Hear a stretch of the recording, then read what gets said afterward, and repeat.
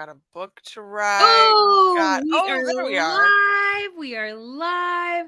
I did not line up properly for the thing to be properly on my shelf. It's bugging the heck out of me. I've got your logo somewhat on my head, not on my head. Yeah. It looks fine. Hello, everybody. We are here with Unlearning How to Ask for Help. So I have to start with this, Briar.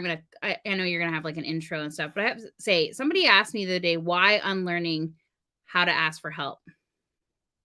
Because you made me choose that title. Let's be very clear here. I was like, are you sure? You said it was a crappy title. I said it was a crappy podcast title. I may have said that.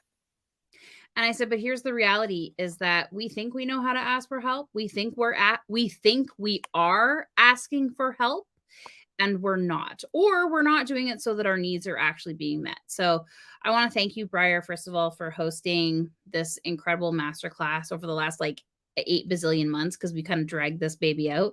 But it has been really interesting seeing how people have reacted to the episodes and things that they've taken away from it, and realize that maybe in their life, some people realize that they were not being supported.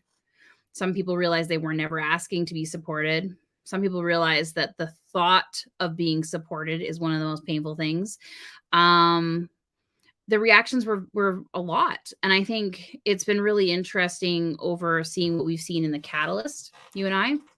And, I was just saying to my colleague that even what I saw when I ran our pop-up markets, people ask for help. So we had a really tight load-in window and like one door to get everybody in. And we had like 275 people basically coming in 3 hours before the show opened, and they had to get all their stuff in, get unloaded. And so what we did was we were not going to do this normal load in where everybody leaves their car and nobody can get in and fire exits are blocked, and we're going to have all of those, lovely fines. So what we said was, you come in, we book you a time, you come in, we unload your car, we take it up to your booth, and you go park your car and then come back.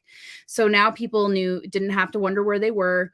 They didn't have to they knew where their stuff was. They had a number, but they didn't have to be responsible for all that. And it was amazing watching so many people that were like, no, I've got my stuff. I've got it. By year 4, they were like, see ya. I'll come back I gotta go drop. Bye. Right. And it was this, and people were talking about like their nervous systems, right? Of they really had all that stress of getting out of their car, unload while everybody else was the chaos, the noise, the sensory overload, getting their stuff to their booth, having to like park their car. No, they didn't they rolled up 4 or 5 volunteers, piled over their car, unloaded their car, said, see you in a bit. Here's your sticky note. We'll see you in a bit. And then they went and parked their car, got some coffee, luxuriously came back, set up their booth, got ready for the show. And it was such an amazing opportunity for me to see how people can really thrive and step into what they were meant to do, what their passion is. And just because we took care of that one little step, it was a huge step, but we could load in 250 people in 2.5 hours. And afterwards, it's just so satisfying, right? And all the makers were just like, wow, that was so beautiful. It was so great. So relaxing. I was out there yelling my head off, get move your car, whatever. It became a bit of a comedy of errors because I was never very serious often, but it was, people would roll up. I've watched the video, and I had a whole page that was helping them, that had stuff for them to load in, stuff for them to have a great day. All that is just support. All of that is nourishing. So when we look at the stuff we don't think about. It is the stuff we don't think about. So even you don't read the help text. you don't watch the help video.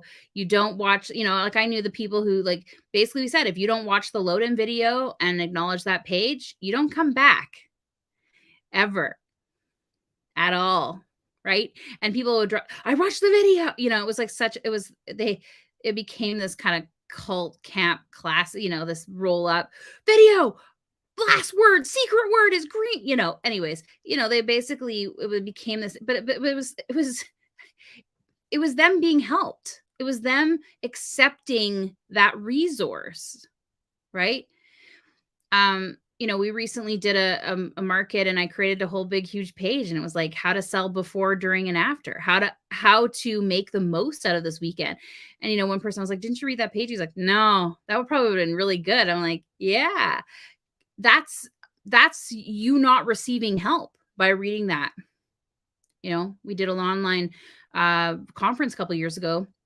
People were like, where's my Zoom link? We're not doing it on Zoom, right? That is not that is not receiving help. Okay. That is being so busy in that you can't be supported in the best way. And that helps nobody. So coming back to this title, Unlearning How to Ask for Help, I think this stretches into so many areas of our life where we think it's just like, hey, can you help me move? I'll pay pizza and beer. And it's not. It is the help documents. It's the coming into the catalyst and being like, I've had a bad day. Can I just rant? What this poor member this week, where she's like, sorry, it sounds like I'm complaining. And you demanded complaints. You're like, complain more, please, for the love of God. Please complain, right? And that's asking for help too, right? Even if it's just, can you hear me while I have this moment and I talk about this thing, this horrible thing that came into my life that I had no control over? Please whine, whinge, complain. We're going to be here to go like, wow, that sucks, right? Like that's being supported. That's asking for help, even if there's no like action step. So Anne Helen Peterson, who I love and adore, put up a thread earlier this week about community and what people are lacking. And someone had commented that she wished that there were more men in her community, which is absolutely a valid experience. There were also people who commented that that is in fact not their experience and that they have plenty of men in their community, but you have to look at who's doing what. All the volunteer firefighters are mostly men, right? It's that we have to be willing to be in community together to know who and how to ask for help. And that's the part that we've lost. Yeah, and I think we both overlook what people do help us with. Oftentimes like little things that like just we take for granted. And then we overlook the things that we really could be asking for help with, right? I play an online war game. I burn castles. I make people have bad days for fun. And one of the things that we have on there is like this anti-scout. And so basically people can't see how many troops or what I've got in my castle if I've got this on. It runs out every so often. Yesterday someone messaged me and they're like, I renewed your anti when you had 4 minutes left. And I was like, yeah, that's support. That is absolutely 100% support that I didn't ask for. And that was incredibly nourishing because I didn't want to have to go rebuild troops and have to have a bad day or drop whatever I was doing to go join the rally. Like these things and I know that seems like people are like, what the frick are you talking about? But it contributes to stress in my life because it's an all the time game. It's not like a video game where you sit down. It's on your cell phone. It's happening all the time. It's real time, people. But it's support. It's support. Sending somebody a note just to say that you appreciate them is support. Sharing a post so that people know about the Neurodiversity Media Network is support. Buying a membership on the Neurodiversity Media Network.com, go buy a membership, is support, right? It is acknowledging that Briar deserves to get paid for all this stuff. Joining the Catalyst is supporting a community, right? It seems strange. I was thinking about this the other day. We have some people who don't really ask for a lot of support. They come in and actually give more support, and yet they're paying their dues. And so it seems kind of strange that they're paying to help people, but it's because they're contributing to the community, right? Their role at this time, not always this time, it's going to be changed as we move through the life cycle of our culture and community at the catalyst, but they're now in the role of giver. They're now in the role of leader and mentor, and they're still contributing that because they're making sure that it lives, right? They're contributing to the operating costs so that they can be in that role, right? We think of all these things that we do, and we move in between all of these different roles, and they're all about asking for and receiving help. Because we're not doing it all at the same time. I would hope that by now we would have processed that, but I think it's really important to come back to. We are asking all of the time and receiving all of the time. We are. And even like when people ask me for help in the catalyst, we said this before, that's helping me. One, it keeps my brain going. Two, it excites me. Three, it makes me be a better support person. It makes me better at my job, especially when they ask me questions I don't know, right? Then I go off on a whole like, how many softwares have I learned? How many, different things that I've learned since the beginning of this 2 years ago, that now I get to be a more rounded person. I also get to hear different experiences of people. So now I've become more open to hearing about different experiences. Now I become more open to hearing different stories. Now I am becoming a person that I really enjoy because people ask me for help. Yeah, I think so too. My knowledge and skills grow every time someone asks me for help. So we were in the room the other day. There's three of us, and the person said, I was working one to one with a person. I said, am I helping one person or three people? And they said, one person. I said, wrong. There's three people in this room.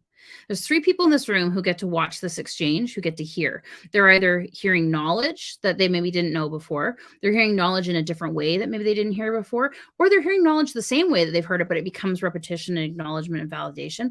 They're also watching the exchange. They're watching how people receive help. They're asking how I give help. You're learning all of these things as you're in the community, right? So at any given time, you could be in these roles twice, right? I also get to hear how, if I'm in a room and I'm working with somebody in the catalyst one-to-one and you jump in, I learn how that works. I learn how I get to step back for a second, and then you step in, and then maybe you step back, or we work together and we work with that person. Now we're giving communal support. Now we're shouldering the weights of that. Now we're creating a system of support. And I get to learn how you do that. You get to learn how I do that. We get to learn how we do it together. We get to learn when it works and when it doesn't work. All at the same time, in real time. Because I In real think time. that's the point here, is that being in community is about giving and receiving that help. All the time and none of the time. And that's the thing, is we often think, oh, I can't be in a community because I'm not prepared to do this, or I can't be in a community because I'm a big drain right now. I'm going to wait until I have all my ducks in a row before I come into the catalyst workrooms. We hear that all the time. I'm like, come in when you're at chaos. Come in when you're at rest. Come in when you just need to hear other voices in the world, so you know that you're not alone. Come in when you want to give help. Come in when you want to receive help. When I asked for help yesterday, and I mentioned how I was setting aside that I wasn't going to be judged for it, and your response was, "Oh no, you're absolutely being judged for it." Yeah. Because I know that if I let you be in that moment, you're going to always be in that moment. But if I make you laugh and then you're like, oh, wait, that's right, constantly being judged, still here, still alive, doesn't hurt as much, right?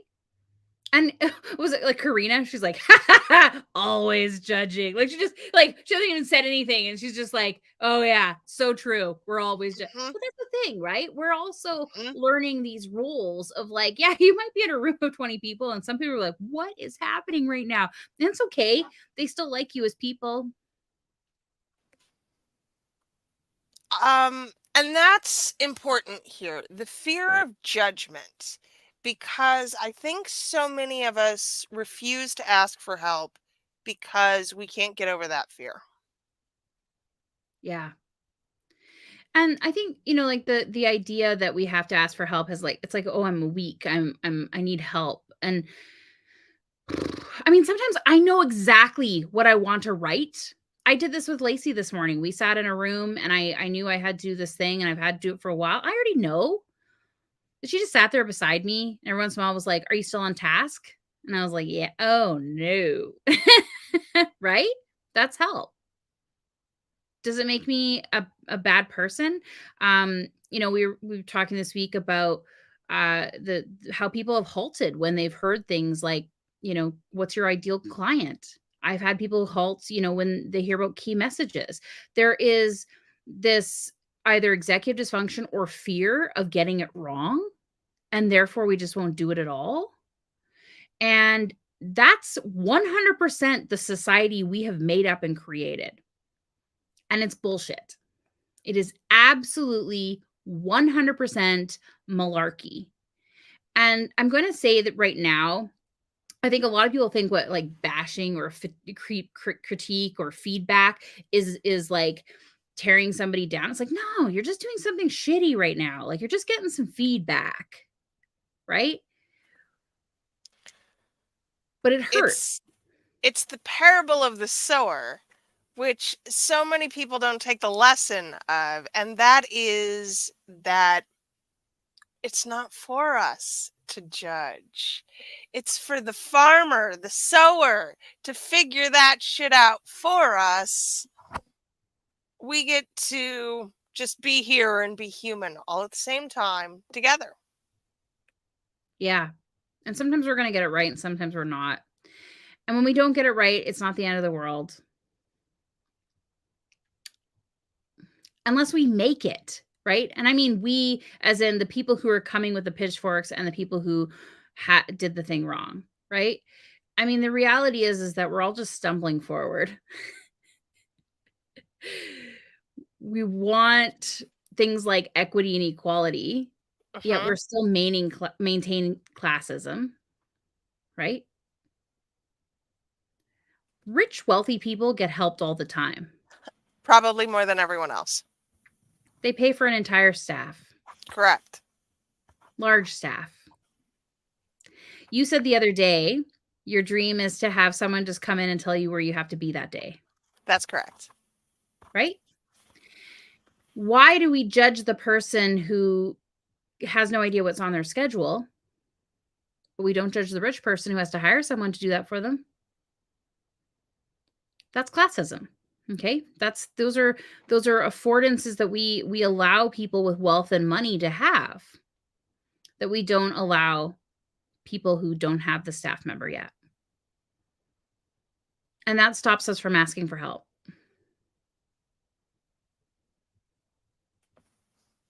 Pattern recognition. So there's a kerfuffle in my local community with a business owner who has done some disreputable things. The issue isn't that she's done some disreputable things. The Right? issue is that she's done this multiple times with multiple businesses and, in fact, has done jail time for this. Oh, yeah. Okay. And we are still continuing to enable this behavior. Okay. I think people get stuck in the comparison. How come this person gets more help than I do? Yeah. And we see that too and even in the catalysts, people will feel like someone gets more help than others. And I'm like, they're just asking for it, or they came in earlier. You come in 15 minutes before, you know, moderated co-working ends, well, you're going to get 15 minutes of work because sometimes I can't stay later, and sometimes I got to go register some weddings, right? And you ask for it. It's also how you ask for it. There's a lot of people who demand things, right? And I'm less likely to help someone who is demanded help just out of principle, even if they've paid me, right? Because it's just like, wait, what? We're in partnership here. We're in community here. Just because you paid me doesn't mean you get to treat me differently. I'm doing something for you. You're doing something for me. We're in relationship. Okay. So, when people say, oh, they get more help than I do, absolutely 100% that is present in the world, whether you ask for it or not. We got marginalization running rampant still, like oodles of it, gads of it. All that's made up, by the way. All of it. All of it. And we have the power to change it in our lifetime. 100%. But part of it is like, are you asking for it? And how are you asking for it? And who are you asking for it from? Are you asking from someone who can help you, or are you actually asking from someone who can't help you? Yeah, and we've talked about this before. Sometimes people legitimately they just don't have the energy to help, right? There are some days where I've stayed in the catalyst room for 12, 14 hours. I'm like, I'm in it. Let's do it. Let's go. Right? And there are days where I'm just like, guys, I got to tap out. I am exhausted. I have to go have a nap. Right? Now, that might be a problem if I only offered one call a month and I was like not showing up for that call. But we had like 40 plus hours in a week, right? If you only had that 15 minutes to come in and ask for help, well, then we got to look at your schedule. We got to look at your life, right? And we've talked too about how getting shut down once doesn't mean that we shouldn't continue to ask, but that happens a lot too. Yeah. And sometimes, like, even in the catalyst, somebody will ask me something, and then, somebody else asks me something, and I'm working on two things at once. And somebody goes, hey, are you still working on? Yeah, yeah, absolutely. Or, oh, no, I totally forgot. Thanks. I'm going to come back. Like, it's not intentional. Right? So it's realizing that too, like sometimes you were in a queue and things just got lost. Your file fell off a desk. And yeah, it sucks.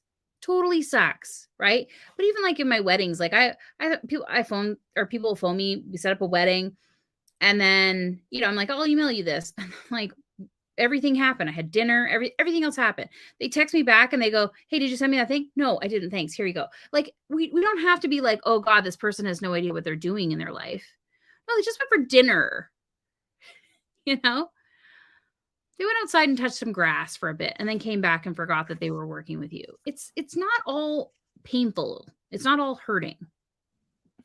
Well, and I think that there are a lot of opportunities to tell ourselves stories here Yeah. that don't exist at all because everyone's not thinking about you all of the time.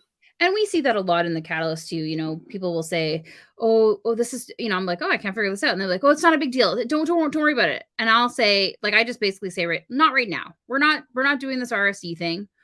We're not doing this weird shuffling where your problem isn't important.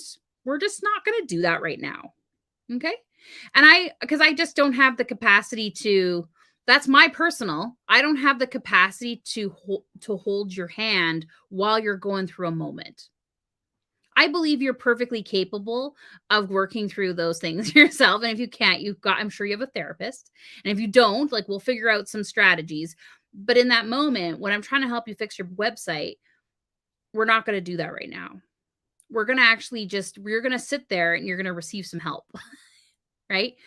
I've also had conversations where, the person realizes that maybe their big idea that they were excited about was not the greatest, or was not going to serve them, or like maybe they don't have as much joy in it.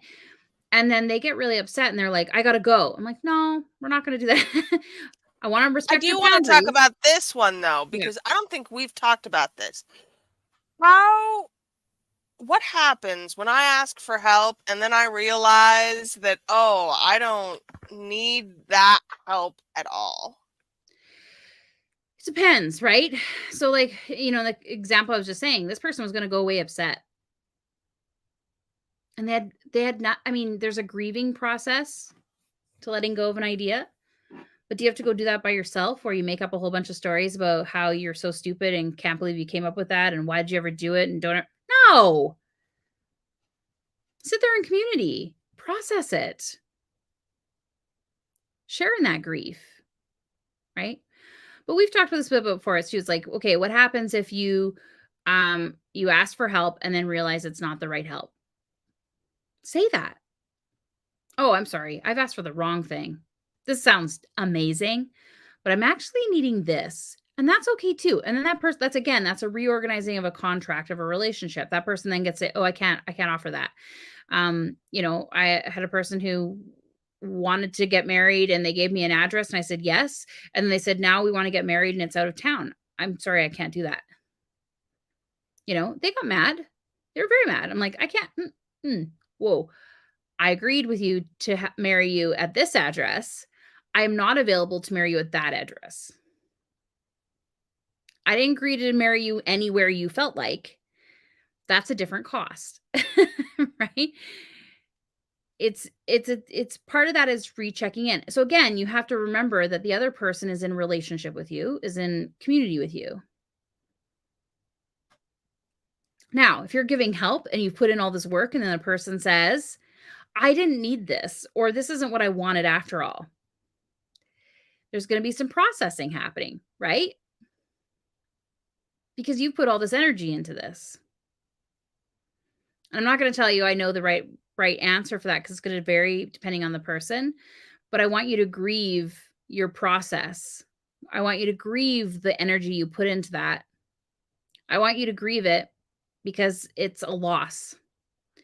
It's a loss of outcome. It's a loss of validation. It's a loss of fulfillment. And it is completely valid to spend some time and go, oh, however that's right for you. Because it can get exhausting. Now, there's also the thing like where you repeat back, what I'm hearing you need help is. Right. Let's make sure. And we see that in the catalyst too. People come in, they've got this big long, I'm like, what are you actually asking for? I've said that to you too. You've had this, gave me this big story. I'm like, how can I actually help you in this next moment? What is the thing you would like me to do to help you feel like you've got something done? Right? Because otherwise I could just go and I could do a whole bunch of stuff that isn't what you need. Now, if I'm in your website and I see that you have a ton of plugins that you haven't updated, while you're figuring out how I'm going to help you, I am going to also update your plugins. And you don't really get a choice about that, because what the heck are you doing back there? You're opening yourself up for a security risk. Let's not do that. Boundaries, baby. And well, I think that's my boundary. You've now right. crossed my web security boundary by leaving your plugins open for everyone to come stick something in. Especially not when you can automatically update those. Some you can, some you can't. Some but of them still. Yeah, but still. So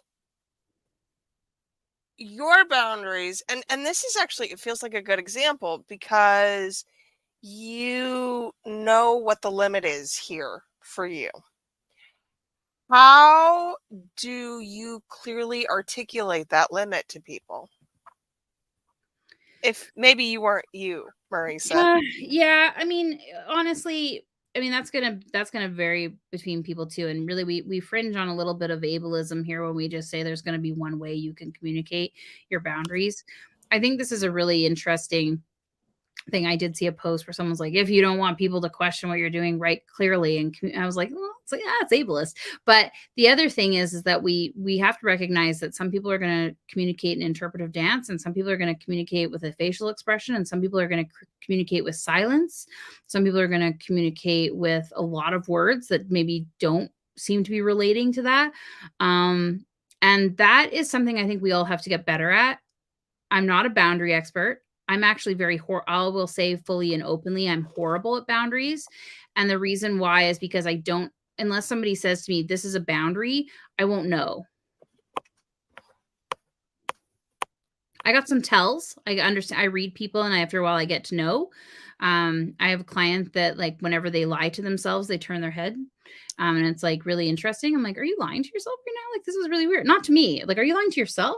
And then they're like, I'm like, "Every time you turn your head, like it's like a total. You can tell it's a lie, right?" And those are things that you can get to know about people after.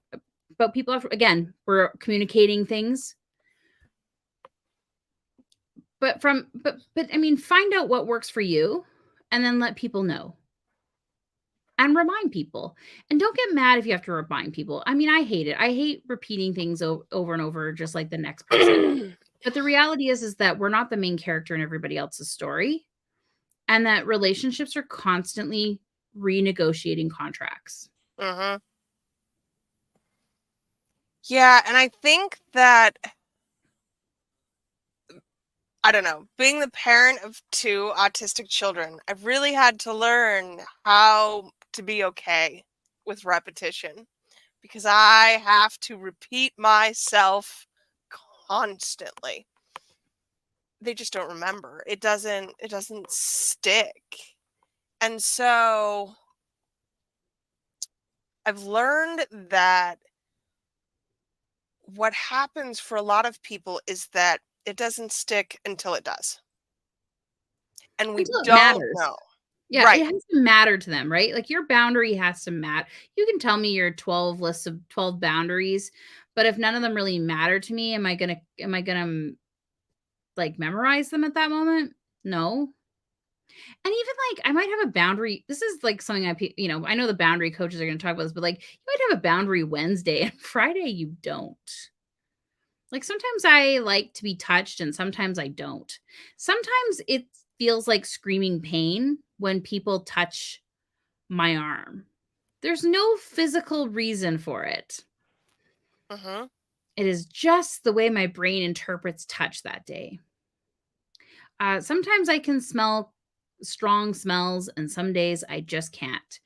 And so when people are like, is this like, and my friends and family know, like, is this okay? Like, they just do that. Is this okay? They don't assume, and they don't, they don't claim to remember which sense or which thing. Like, I don't expect them to. But you know what works is this okay right now? Yeah. Well, because just like you have to ask for help, you have to ask for clarification.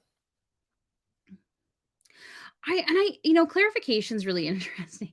It's and we've seen this on the internet and how many times is like you read something and then somebody responds or they'll pick apart one little thing.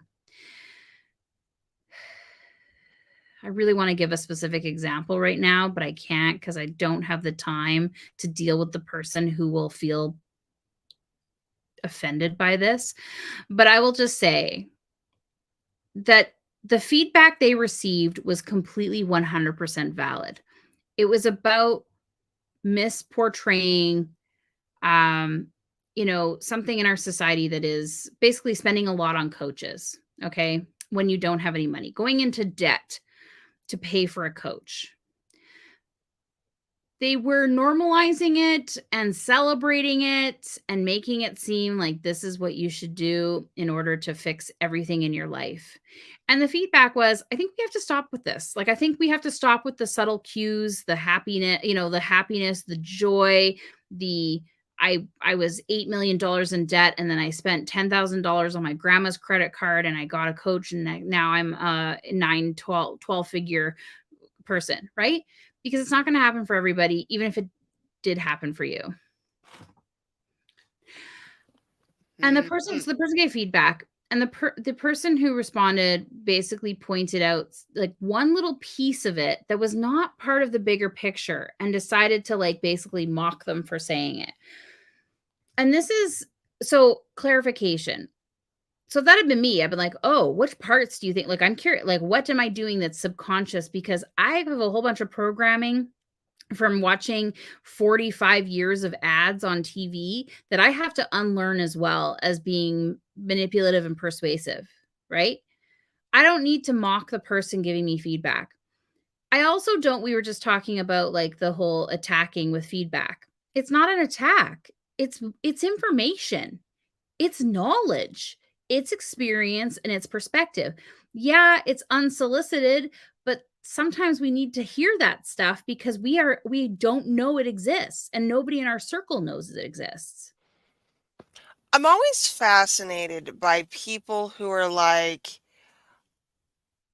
this is my page and I don't need your feed, or even more than that, the people who post on places like Reddit and then are like, I do not give permission for my story to be shared elsewhere.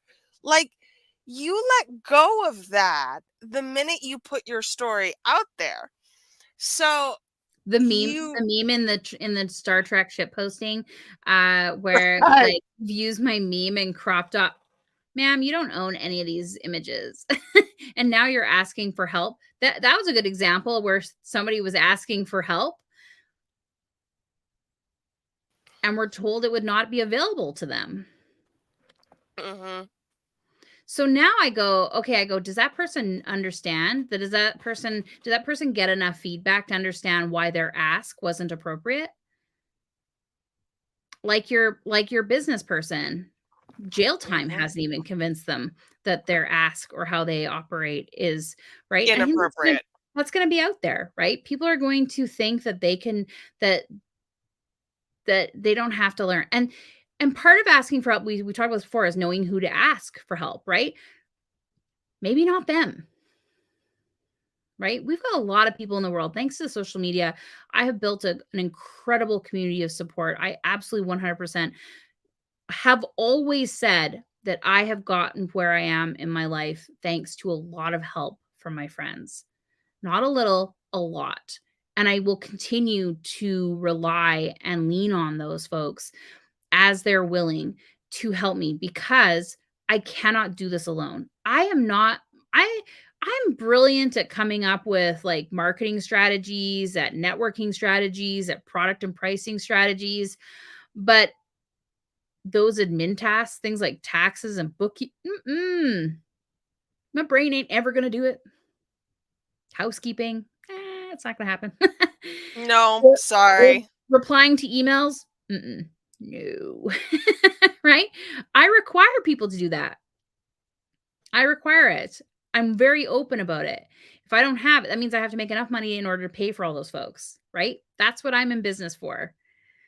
I'm not in business for the number of zeros at the end of that. I'm in business for the number of zeros that allows me to help that like get help, right? And if it's not the right people, it's not the right people. And it doesn't make them a bad person. It doesn't even make them bad at what they do. Sometimes we're just not a it's not a fit. How do we define what is a good fit? Oh, it comes on 100% down to ease. Do I feel good?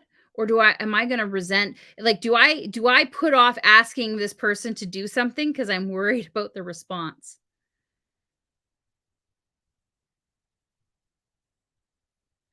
You know, there's a lot out there right now where quite a few coaches where they're priding themselves on declaring that they are not trauma aware or trauma informed.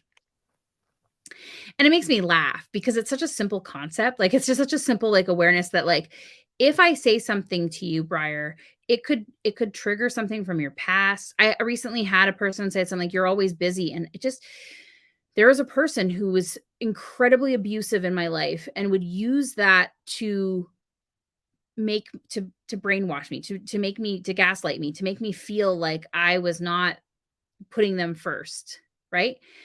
And immediately my whole entire body went numb. I had like a cold sweat. And this is probably like 25 years after this person has not been in my life. And the person who said it to me was like, "Are you okay?" I'm like, "I am experiencing a very strong reaction." And I snapped at them and I'm like, "I am sorry. You have to understand like I'm going through something in my body right now that I did not expect. I did not know that this was going to happen. And that person was like, no problem. Can I do anything for you right now? Can I get you anything? What can I do? You know what? That's recognizing that they didn't do it to me personally and that I'm going through an experience and they're just going to be there for me and let me know, like let them like me know what they're available for and what their ability to respond to my response is. That's all it is. It's communication. It's conversation. It's recognizing that someone else is going through a different experience than you and being there, but also communicating what you're available to be there for them. But that's hard, Is Marissa. it? Is it? You know what? If you're out there watching right now and you're one of those coaches that is like, I refuse to be like whatever that edgelord status you are, I'm going to tell you something. You shouldn't be in community. I don't care if people are paying you tons of money and you think that this is giving you the permission to do that. Get out of communities.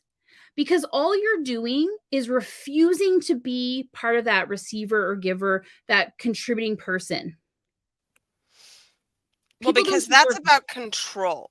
it's And that's control. what it is. Rather than being in community, it's about having control Yeah. over the people in the community. Yeah. Yeah. And if you read that and you feel any kind of like, yeah, this person's right, control too. You're just desperately trying to be in control and you really shouldn't be in community either. I'm sorry. Go be in community with a whole bunch of people like that and see how long it lasts. It won't. It It'll won't. collapse like a flan in a cupboard. Lord of Flies sped up Mhm. 4 times. Because you'll never be able to have a conversation with somebody. And it's going to end in violence because you're just going to be like, I just need to like get rid of this person out of my, my experience. This isn't hard. It isn't hard, Briar, but it does take work Mhm. and it does take commitment and it does take a moment to stop and breathe. And if we can't stop and breathe, it's communicating that we can't stop and breathe. And I feel like pointing out here that this is two autists who struggle with communication, telling you that you're making communication too hard. But I'm going to be 45 in a month or two. Mhm. So I've had a pretty good chunk of time on this earth figuring out that if I didn't communicate what was happening in my body or communicate like violence was going to happen. If I didn't figure out how that person needed to be communicated to or get the point through, violence would happen 100%. I also have learned that I love being in community. As much as I'm an introvert and as much as I'm a bit of a loner, I thrive when I have a group of people around that see me and accept me and love me. In order for that to happen, I need to be just as 100% in it to win it as they are.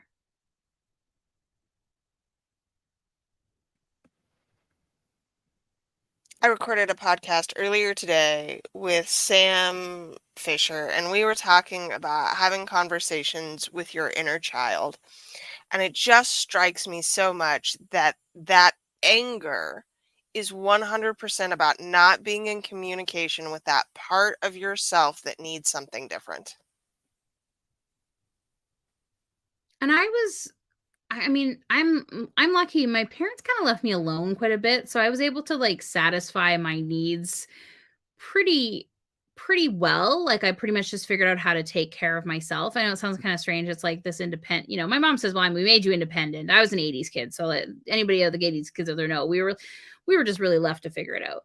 But the reality is that I was also like I do know of a time I built myself a closet nook. Basically, I put a light and a chair in my closet. I moved my clothes aside. I got some snacks. I got some books. I would go in and I would close the closet door, and then I would be in there by myself. And I knew that my parents would come in. I hear them come in. Where's Reese? Where you know? And then one day my mom figured it out, and she freaked out because she thought I was going to start the house on fire by having the light in where the clothes are. Not going to happen, Mom.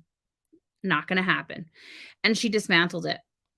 And I remember thinking, like, this I couldn't communicate to her. I couldn't tell her how much I needed this quiet space in the semi-dark where people didn't know where I was, so I couldn't be interrupted. And I thought about this years later when I worked my last corporate job, and I asked for some quiet because I needed to build this website, and we were in a cubicle farm. And so my boss was like, amazing. She's like, yeah, let's move you over. There was this little other place. 3 of us were there that also needed some quiet. We all knew we needed some quiet. And I had a coworker come over and constantly interrupt me. And to the point where I was like bursting out tears when I saw them. And I thought about that closet where I just needed that quiet space where I could focus and collect and regulate myself. I wasn't allowed to have it in those 2 times. And I wasn't allowed to communicate properly. I wasn't allowed, and I wasn't able to communicate properly about why that was so necessary. All I wanted was just, please, like, I would say, please, I would put signs on my chair at work. Please don't interrupt me. Like, I'm doing some coding, and I just need to, because I have ADHD. I didn't know, but I had ADHD. And as soon as they interrupt me, I would never go back to it. And we were on a tight timeline. And that person violated it over and over again, and then accused me of alienating them. And I'm like, I'm just trying to get this work done, right? I wasn't allowed to communicate, and I wasn't able to communicate. And when that happens, that's when we see like the stress and the trauma that builds it. Like, we see it. And whether you want to admit that trauma happens or that the actions that you do have created trauma, you can't control that. We try to minimize it as much as we can. But the reality is that I could trip behind somebody getting off the train and push them to the ground, and then I've hurt them. Did I mean to? No. Did it happen? Yeah. Now we're a part of it together, right? Now we both have to figure out how we can get help. And when one person refuses to do that, in that relationship, whether we choose to be in that relationship or not, we're in working together. We have to get a project done together. We're in the co-op together. When one person, and it all takes is one person who decides that they are not a part of that relationship or that contract renegotiating, breakdown. We have a breakdown in that community.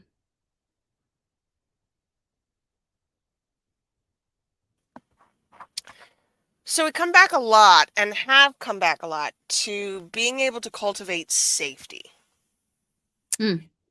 How do we demonstrate that we are safe to other people? No? We can't demonstrate safety. I mean, here's the reality. You go to any construction site, and they've got the board up there that says 63 days since we've had an accident. Okay. Construction sites are safetied up the Yahoo. Okay. They've thought of everything. Okay. Same with community. Every time I see this is a safe space, I go, no, it's not, because I know that person has not acknowledged that harm is going to happen. We have to change our relationship with harm, though. Okay. Because again, harm, it comes with judgment and shame. Whether we think that, the person who responds, it's like, I didn't hurt you, I didn't create any trauma. I need you to know that they know. They know. Their reaction to that is a part of their buildup of their learned experience in their life and their borrowed experiences. They know. People are like, wow, that guy's a jerk. No, he might be, but like, he's responding in the way he knows to respond.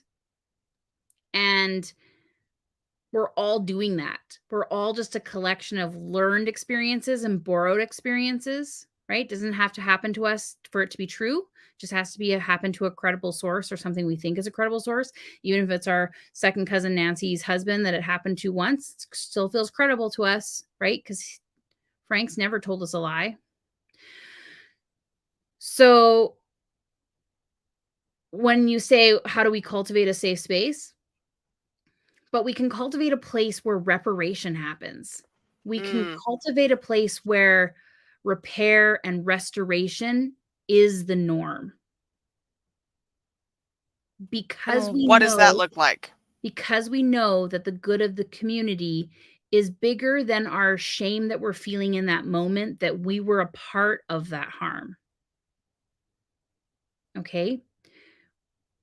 Unless we're intentionally murdering somebody, we're all just like kind of like, again, we're just all fumbling forward, right? We're just rocks tumbling in space, and sometimes we hit each other and a world forms or a world is deteriorated. That's what happens. Okay? We have charges like things like manslaughter and things like where it's like you did not intend it, but harm happened and we need to have some reparation. Now, do we need to always have the like I think the reparations that, shame, get out of the community? No, because now we're not cultivating a community of repair and restoration. We're still just cultivating that theory of culture or of shame and judgment and rejection, right? And this is the challenge where I've been in communities. I have some Facebook group communities where we're like, why don't you just kick that person out? And I'm like, pushing people out to the fringe is not going to solve our greater problem.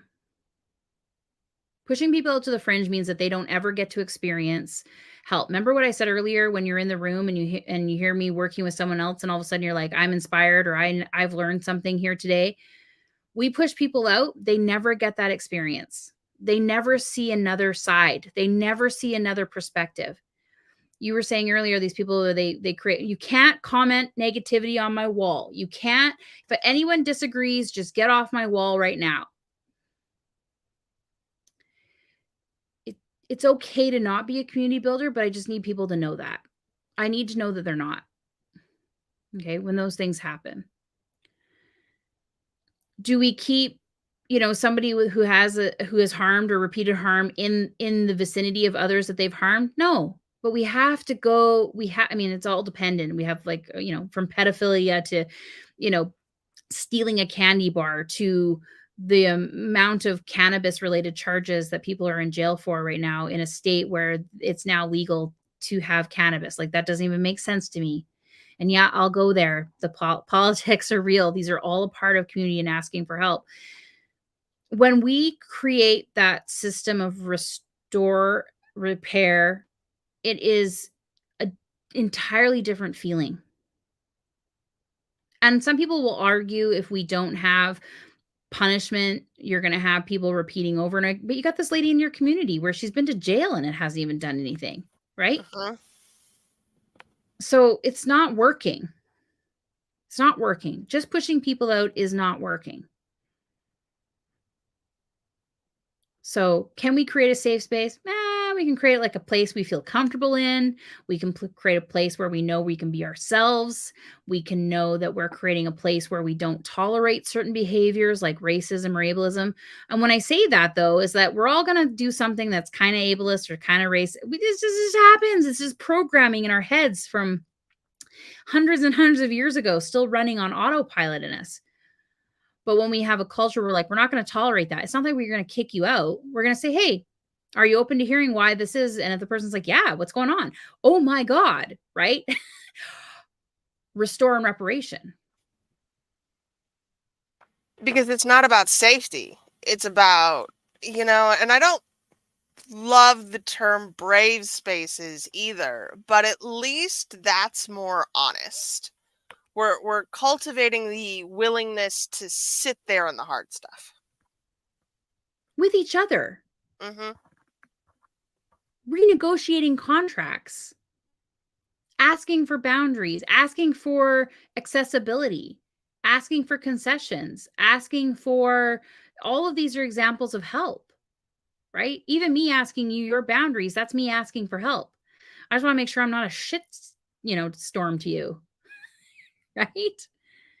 doesn't make me a badass. It doesn't make me an edgelord to say I'm not acknowledging your trauma. I'm not acknowledging your no. Just you're just not, man. You're just not ready for community. Like you got to go practice in some other space. But like you might not be ready for this community. But like come back later.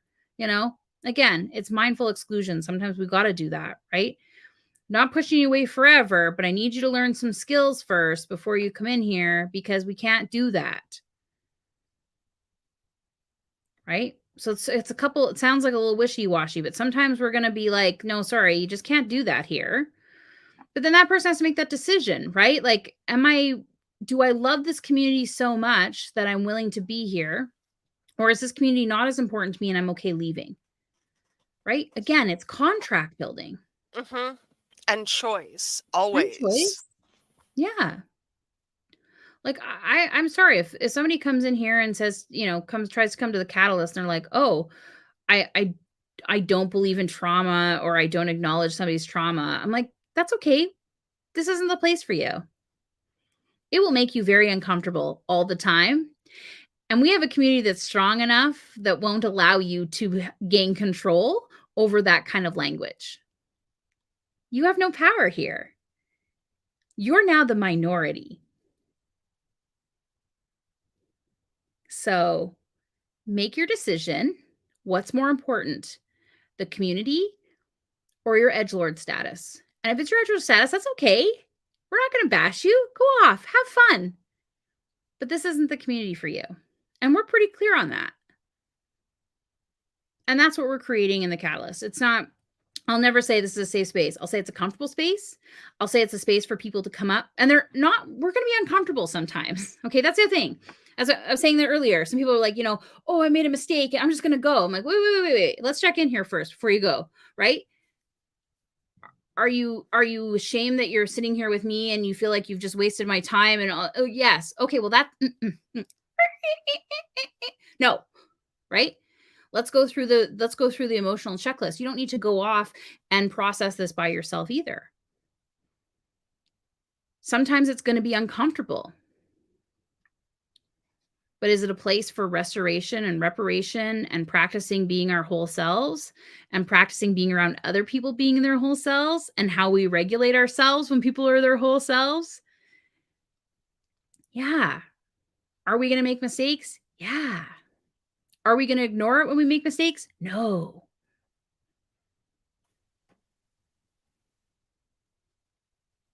Are sometimes we going to F up that process? Yes. Are we going to keep going? Yes. Right? I mean, we're not always going to get it right. And that's asking and receiving help too. It's asking for us to acknowledge that we're going to be in spaces where sometimes we don't get it right. I will tell you, of all of the kerfuffles over the past 10 years that you can remember, Briar, how many were like super serious because of the actual mistake or because of the response to the mistake? Oh, it's always the response. Or lack thereof. Mm-hmm. Yeah. Yep. Mm-hmm. And we may not always agree, but I need to know that you mean what you say. Yeah. Yeah. That you're not going to be like, yes, this is a safe, inclusive. I'm trying to do this with laughing, but I was just like thinking about these like women in non-binary spaces, right? Which are inherently probably one of the worst. As soon as it says women in non-binary, I never go in. I'm like, oh no, not the space for me, because that is a place where they've tried to like bundle inclusivity and hope it works, right? So you have to go and kind of say, okay, why are we doing this? Why are we asking for help? How do we want to receive it? And is it okay to say that I don't know what I need? Oh, that happens all the time too. I don't know what I need. We hear this in Catalyst all the time. I have no idea what help I need right now. Would you like to know what help you need right now? Yes. Excellent. Let's go through a little checklist of things that we often see in here. Does any of this apply to you? Right? That's a lot of courage for people to come in sometimes and do that. I have no idea what to do next in my business. I always love the people who are like, okay, what's my next step? Like, they're just like, I have no idea. What is Please it? write it out for Yeah. me, Marissa. I believe I've said that at Yeah. least What am I 5 doing next? times. Okay, yeah, next you're doing this, right? And then you go off and you do it. Like, sometimes that's just the help you need. You don't even need help doing that thing. You just need to you just had to have someone tell you the next thing on your checklist, on your virtual checklist. Mhm. Even if it's written down, you just needed someone else to say this is your next step, right? And this seems like games, and it seems like, some people are who are going to listen to this and go, "Oh, it seems like a waste of time. Why don't you just go out and do it?" Who cares? Who cares? If there's somebody there willing to help you do it that way, go get it. Stop worrying about how you need help and just put it out there and be like, this is the exact way I need help. Anyone got some time? And see what happens. Practice, explore, have fun with asking for help. And if someone's going to come out there with their edgelord post and say, you've done this or you don't know how to do this and your mom, let them. Okay? Because they haven't talked to their own inner child. They haven't processed stuff in a while, right? There's somebody out there that's going to be like, yeah, I'll sit with you. Body doubling is ridiculous. It is absolutely ridiculous. And it works amazingly. So well that I know at this point in time, dozens of businesses based around the idea of, I'll sit with you for this. Yep. In person and virtual. Ours is virtual. I know people who are now going into people's houses. They sit there while the person cleans their house. They just sit there and read. Best job ever, right? Who cares that it sounds ridiculous? Go do it. Go ask for it. We have to start playing with this stuff, and we have to stop the judgment of how people are asking for help and what they need help with. Because again, this is just a part of being in community. And if you're out there putting out comments like, they should just get it done, sir, sit down. Do your thing. Keep it to yourself. We're out here having a lot of fun. We'd like for And you to, getting it done together. we'd like for you to come have fun with us. Let us know when you're ready. This stuff is not hard, Briar.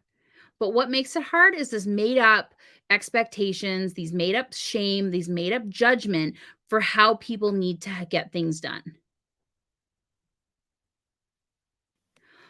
The Canada Revenue Agency actually has a service for business owners where if you are having a hard time figuring out your bookkeeping or your taxes, you can go in and work with one of their people. It's just, they're not advising you. I mean, they can ask questions, but again, it's just getting it done.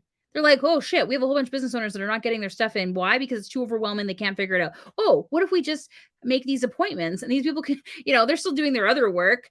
And then they just ask, it's co-working, it's body doubling. What? Why are we making, doesn't seem ridiculous. Who cares? Who cares? Who cares? The people who are getting their shit done. Let's do that. Let's start opening up different ways that we can offer help. Let's open up different ways that we ask for help. Let's open up different ways that we build community and we start to accept people and bring people in instead of pushing them away for their needs and accessibility requirements. I have to say, when you put it that way, it sounds so competitive. It's about Competitive. being better at doing the thing than you are Yeah. because you Classism. require help. Yeah. And we come right back there. It's all Yep. about classism. Yep. Absolutely set you up to fail. It's okay for rich and wealthy people to be completely supported because they have the money to do it. And if you don't have the money to do it, you're obviously a failure and you haven't figured your life out and because you haven't made any money. And like this whole status assignment and wealth assignment by people who have their shit together based on how much money they have in their bank account is also made up. It's all ridiculous. Okay. You have to stop believing people because they said they have a 7 and 8 figure business and then you buy from them. First of all, they don't. If somebody was sitting on Facebook talking about their 8-figure business, they don't have one. They don't. They have somebody who's posting for them. You know? Like, this is the reality. We have to stop with this stuff. And because it's stopping people from asking for help. I mean, when we built the Catalyst, I mean, there's people out there who are like, "Oh, do you have coaching?" Yeah, sure, we have coaching, we have mentoring, but we have strategy and we have implementation. Because the biggest thing that we found is like we can help you create, we can help you go through your blocks, your obstacles, we can help you get your momentum. But if the momentum that's actually holding you, like if what's preventing you from momentum is that you just can't sit down and write that landing page, the 10K coaching in the world is not going to help you. Not at all. But if we can sit there and help you do that and then implement it and get it published, now we're doing something. All right. Final thoughts. This is the end of this series. It's been such a delight. It's mostly me just ranting and raving at like the state of the world and how we made it up. But here's my final thoughts. Practice playing. Practice playing. Practice asking for help, practice receiving help, and really see what happens in your body when you do both. What happens? What do you notice about yourself? What do you notice physically, emotionally, spiritually when you have to ask for help? When you have to ask for help. Then do it when you don't have to ask for help, but you just do it anyways. Practice asking for help when you don't need it. Because the stakes are lower. Yep. And you might discover that you get helped in a way that you didn't know was possible. And then you know when you do absolutely need it, how you can be helped and how you like to receive help. Be pampered, okay? Pamper each other. What's one way that you can help someone be supported, whether they ask for it or not? Check in, consent matters. But you know what I mean? Like, don't send all the teddy bears when the hurricane happens. Send the money for sure, 100%. But if you see your neighbor struggling to shovel their driveway, go out in the morning and shovel it when you're shoveling yours. Just do it. Just go do it. Practice really seeing how you can make someone else have a great day. Zipper merge is a really good example. I don't know if you have those in the US, but it's basically when you're driving and all of a sudden one lane ends. And instead of like everybody driving up to the front and then trying to like do this and halting traffic, it's just a seamless merging where everybody goes together. Practice zipper merging, okay? That's having other people ask and receive for help really well. Put on your blinker early, watch the road signs and merge early so that you don't actually constrict traffic. Zipper merges when they happen are beautiful. That's how we look at community as well. Look ahead, see where we can be a part of it, see where we can offer help, see where things, observe. Ask for it. Hey, what would be the best thing for us right now in this community? What do we need? Oh, we really need this. You were like, we need, you know what we need? We need a cat purring room. Yeah. And now we have one. Yeah. Right. But that's play, right? That was you playing with asking for help with something that seemingly was ridiculous. And it's enjoyment. People love that room. People are like, oh, I just came in with an hour of the cat purring. I feel so regulated. That wasn't hard to do, right? So play with it, practice it, and ask for help before you truly need it. Ask for help before you're burnt out. Ask for help and then practice receiving it and really feeling it and really like enjoying it and reveling in it. And then just, stop judging how other people ask for help. There might be somebody on your feed that constantly puts up their Cash App because they need it. Ask how else they can be helped. Because I'm willing to bet they don't want to do that.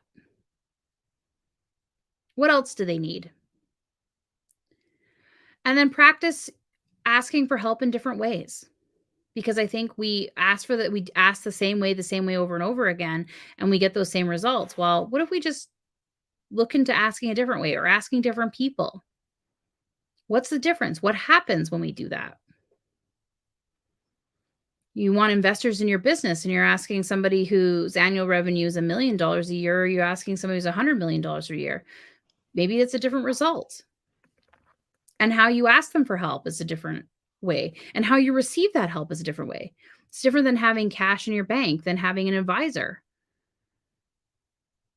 Sometimes you need cash in the bank. Sometimes you really just need an advisor to cut through the chase, right? Or to connect you with other people. So in final, I want to say, if you're watching this or you're watching the replay, do join the Neurodiversity Media Network. It's at neurodiversitymedianetwork.com. Briar is asking for your help, and in a few ways. One, to get the word out about Neurodiversity Media Network. Two, to be a contributing sponsor by way of becoming a member to consume the content, but to also provide income in so that Briar can do this full time, so that she can keep building this network up even higher. And then go listen to the content, go watch the content, go on YouTube and consume some of this great information that people have. I know we don't have time for this, but we have time for the Gary V's of the world, but we don't have time for the Sam Fisher talking about our inner childhood. No, we do. We do. Make consuming content from people who have not added dollars to their bank account a priority. Go look for the actual thought leaders in your community and consume their content, share their content. Let's start creating the norm of learning from our neighbors versus the people up on the pedestal. That's how we're going to start to deconstruct classism, and that's how we're going to start creating better communities. And if you need help with that community, I definitely encourage you to go join the Catalyst, which you can find at my affiliate link, briarharvey.com/catalyst. Y'all, this has been amazing. Marissa, this is going to be a fantastic fucking book. I can't wait to read it. All right, y'all. We will see you again next time. Please find the media network, neurodiversitymedianetwork.com. Find the Catalyst, briarharvey.com/catalyst, and we will see you later. Bye now.